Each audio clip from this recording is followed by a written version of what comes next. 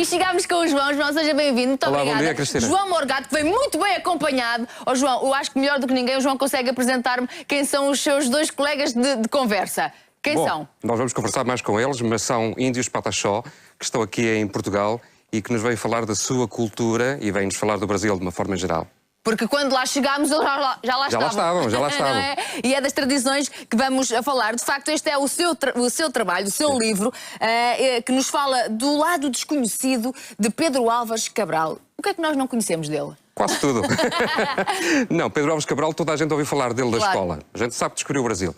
Depois disso, o que é que sabem mais sobre ele? Nada. Nada. Mas Bom, é mesmo. Então havia a necessidade de escrever um livro e António Rocha, que é o presidente da Câmara de Belmonte, onde nasceu Pedro Álvares Cabral, fez-me esse desafio.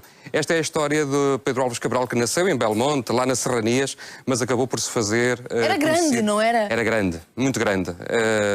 Eram conhecidos como os gigantes da beira. Vamos ver, na altura, a média de alturas dos portugueses era 1,5 m, 1,60 m. Portanto, aqui 1,90 m já era um verdadeiro gigante. E numa altura em que os combates eram feitos com espada, à mão, com músculo, obviamente que 1,90 m dava jeito, não é? E então ele nasceu lá na Serrania, em Belmonte, mas veio estudar muito cedo para Lisboa. Veio para a corte de Dom João II, onde estudou o que havia a estudar, porque é preciso ver que já estamos na transição da Idade Média para o Renascimento. Exato. E, portanto, havia já uma outra cultura. E o rei Dom João II, que foi talvez dos reis melhores que tivemos, achava que Portugal necessitava de uma elite. E então chamou filhos de nobres para virem estudar para Lisboa.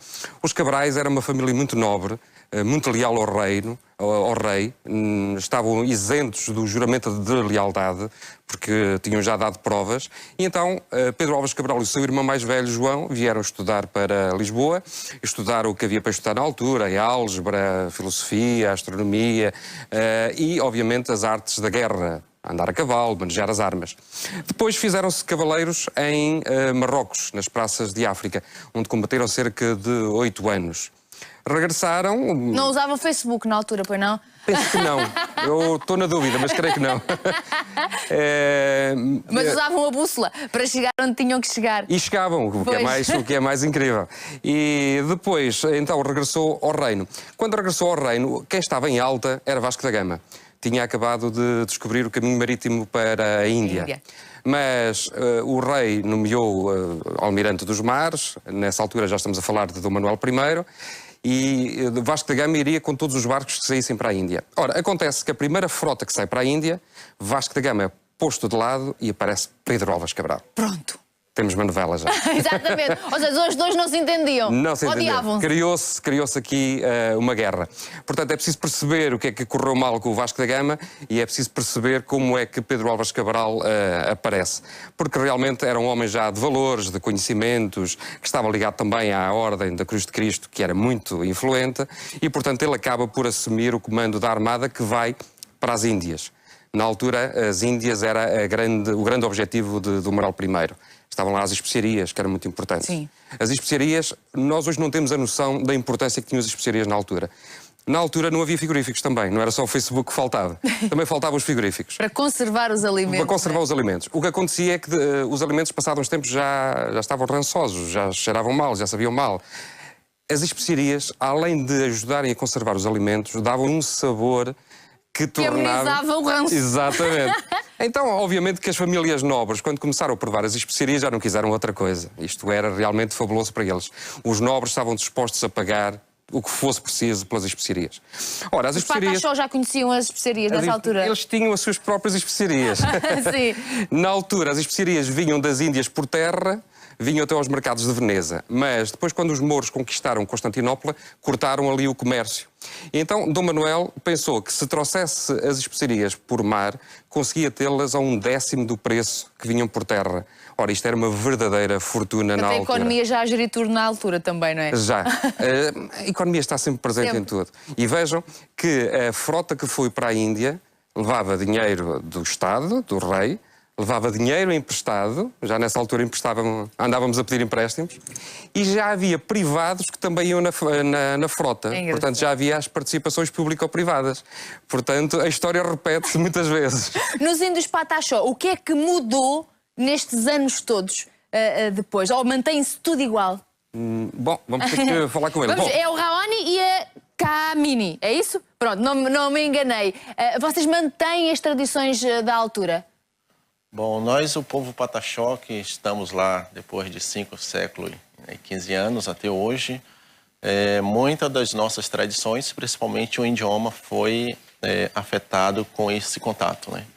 Os nossos velhos, os nossos antepassados foram obrigados a não falar o idioma, né? Mas como qualquer outra cultura que foi contactada, teve as suas mudanças durante todo esse período histórico. Vocês no vosso dia-a-dia andam assim vestidos ou só para apresentações, por exemplo, como esta? Não, nós temos lá grandes rituais praticados pelo povo Pataxó, mas o nosso dia-a-dia é como vocês, né? Então, já temos Facebook, já temos internet, né? Dentro da nossa comunidade, mas usamos também essas ferramentas para mas tem empregos como nós, tem o seu emprego, sim. e só nos rituais e nas festas é que vocês celebram dessa forma? Né, toda a nossa parte tradicional. Mas e hoje também já é trabalhado nas escolas, né, os nossos jovens hoje já estão frequentando as universidades, então já temos um espaço já inserido dentro da nossa cultura, dentro do contexto nacional também.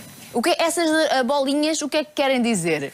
Bom, esse daqui é feito com a fruta lá do Brasil, que é o genipapo, e ela significa a pintura da onça, né?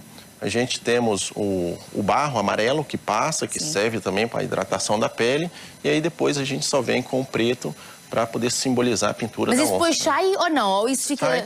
Ela fica uma semana e depois ela vai saindo por ela mesma. E tem algum significado em particular? Há quem tenha mais bolas e quem tenha menos bolas. Conforme as bolas que há na cara, tem algum significado ou não? Tem. Todas as nossas pinturas têm significado, né?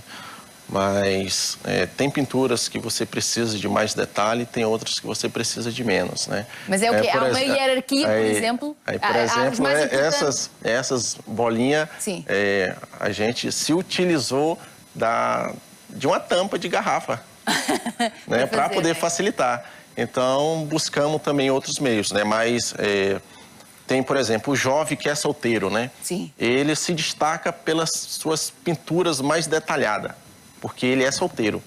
Os casados já não precisam daquele detalhe para poder se mostrar a sua beleza, né? Porque os solteiros têm que tentar apanhar alguma. Identificar, né? Então temos muitas outras pinturas, temos o vermelho que representa a resistência do nosso povo perante todo esse processo, né, de contato, a resistência dos nossos velhos. Então, todo um trabalho que hoje a juventude está fazendo para poder... Para que não se perca nada, não é? Da tradição. E Raoni, como é que a Raoni é casada? Ela, não sei se ela me entende muito bem. Entende-me? Ela é minha esposa. Melhor, não é? Pronto. Como é que então pediu a Raoni em casamento? Bom, a gente nos conheceu nos trabalhos de rituais, né? Nas festividades. A gente tinha um grupo muito forte na aldeia, temos até hoje também. Né? Eu era chefe do grupo na época e acabei conhecendo ela e aí acabamos nos casando. Já temos uma filha de 8 anos que não pôde vir porque saímos muito cedo. Mas hoje já é mais liberal, né? Pedir a mão ao pai ou não, da noiva? Não, até que não. Eu peguei e levei para casa, né? Mas hoje já é mais aberto, né? Hoje a própria juventude já conhece outros jovens de outras comunidades, de outras aldeias, de outros povos também. E não há problema nenhum a entrada de gente de fora na tribo, não há problema? Há problema, sim, né? Por exemplo, um jovem que conhece hoje, né, pelo tempo que já temos, né, de contato, já é mais liberal, né? Mas não é permitido um jovem ou uma jovem que se case com não índio morar dentro da comunidade. Ele vai ter que morar fora. Mora sempre fora. Ele vai ter que morar fora da comunidade, mas também ele vai participar de rituais, né? Passar uma semana na comunidade, mas depois ele retorna. Mas tem comunidades hoje que já aceitam também, né? João, e esta, no fundo, esta é uma realidade que nós temos no nosso imaginário, mas muito pouco conhecida por nós, não é? Sim, realmente nós estamos por fora de todos estes rituais, por isso é que é importante eles virem até nós também, claro, para nos contarem como é que é a sua vida e para nós percebermos também melhor a sua cultura e também para a respeitarmos. Nós só respeitamos aquilo que conhecemos, claro, e, portanto, é fundamental este contacto para depois nos respeitarmos uns aos outros. Eu acho que portugueses temos um certo fascínio por tudo aquilo que diga respeito ao nosso país irmão e ao Brasil, não é? E agora, voltando até ao livro, explicar uma coisa. Por exemplo, quando Colombo chegou às Américas, tratou os indígenas como animais sem inteligência, foi o que ele referiu. E, enquanto os portugueses, com Pedro Álvares Cabral, que chegaram lá, tiveram um respeito enorme pelos indígenas. Não levantaram um único dedo, uma única arma contra os indígenas. Também é verdade que eles nos receberam bem. Nós, os portugueses, quando lá chegámos, foi sempre um povo pacífico que baixou as armas quando os portugueses chegaram e, portanto, houve sempre, da parte deles, uma cortesia em receber as pessoas, em acolhê-los, em ajudar a apanhar água, lenha para as naus. Portanto, desde o início que houve uma cordialidade entre os dois povos. Aliás, Pedro Álvares Cabral tinha como regimento da Armada, ou seja, como regulamento, não podia sair do barco para não haver perigo de o matarem, de o traírem. E a verdade é que ele saiu do barco para ir à terra, o que demonstra que havia um ambiente pacífico entre todos, e lá foi rezada a missa, e Pedro Álvares Cabral saiu com todos os capitães à terra e foi rezada a missa no dia 26 de abril, fez agora 515 anos. Meu Deus. E é uma situação interessante nós pensarmos que boa religiosidade do século XV, muito com os franciscanos a rezar missa, e os indígenas locais na altura participaram da missa, todos nus. Nus, não é? Porque estavam no seu traje natural e participaram da missa católica todos nus e imitaram os gestos dos portugueses e mantiveram-se em respeito durante toda a missa. Portanto, é isso que nos diz a carta de Pedro Vaz Caminha. E só no final da missa é que eles cantaram e dançaram e fizeram a festa. Portanto, desde o início eles também tiveram muito respeito pela nossa cultura. Portanto, é bom que a gente agora também tenha respeito pela cultura deles. Este é um livro para partir à descoberta, então, não é? Bem. Faça lá o convite, porque eu acho que não só, tal como disse, nós aprendemos na escola que sim, que ele descobriu o Brasil e chegou ao Brasil e depois não se acrescenta mais nada a este período da história, não é? Já Portanto, isto é para pais, para filhos, para toda a gente. É para toda a gente. Para já, fala aqui sobre se o Brasil foi descoberto sem querer, por uma tempestade, ou se houve uma intencionalidade, ou quem esteve por trás de Pedro Álvares Cabral para ele descobrir o Brasil. Portanto, é essa a história central do livro. Mas depois fala-nos também de um Pedro Álvares Cabral que esteve na Índia, que combateu os mouros, que tentou criar uma feitoria comercial em Calcute, que foi traído, que destruiu uma cidade inteira de Calcute, porque durante 2 dias e 2 noites bombardeou aquela cidade para vingar a morte de várias dezenas de portugueses. Depois regressou a Portugal, zangou-se com o rei e com o Vasco da Gama, virou as costas ao rei, casou e foi viver pacatamente para Santarém, renunciando à vanglória de voltar a comandar outra armada ou fazer outra missão para o rei. Portanto, é uma história muito interessante de um homem de valores. Quantos anos de pesquisa que lhe levou, João? Foi uns 3 aninhos de pesquisa, tendo a ideia de que eu também não sou um escritor a tempo inteiro e, portanto, obviamente que não posso estar a tempo inteiro a fazer a investigação e a estudar. Mas foram 3 anos de muito trabalho. Muito bem. Muito obrigada a todos. Um grande beijinho. Cristina, fica obrigado. a nossa sugestão neste dia, de facto, feriado. Quer dizer alguma coisa? Quer ter uma oferta? Nós temos aqui uma prenda, né, do povo Pataxó. Né? Obrigada. A sua pessoa. E assim... Isso é o quê? É uma lança? Essa é uma lança, né? Ela vem com os traços, né, das armadas que ia, né, nas naus. E o nosso povo até hoje se utiliza ainda, né? Mas utiliza para quê? Esse são mais para decoração, né? Antigamente o nosso povo usava para luta, né, para caça, mas hoje já é mais para as decorações, né, para poder se trabalhar na própria escola, o que isso significa, de que é feito, né, de que é confeccionado. E trouxemos, né, para... Muito obrigada. Há algum ritual no agradecimento que se tem que fazer ou não? Não há? Há beijinhos na vossa tribo? Sim. Então dê cá um beijinho. Muito obrigada. Não se zanga, pois não? Pronto.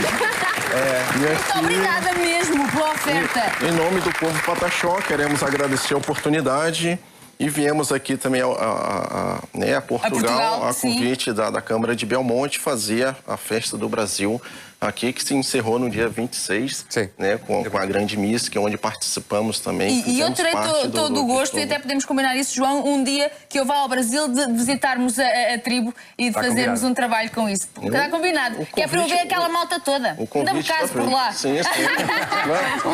Tem que morar fora, já percebi. Tu vai subir ao Monte Pascoal a 1.500 metros de altitude, isso, o primeiro monte. Para você, acho que 2 horas, 3 horas de caminhada. Então pronto. Então não está mal, sou capaz. Obrigada, um grande beijinho, muito obrigada. E obrigada mesmo pela oferta.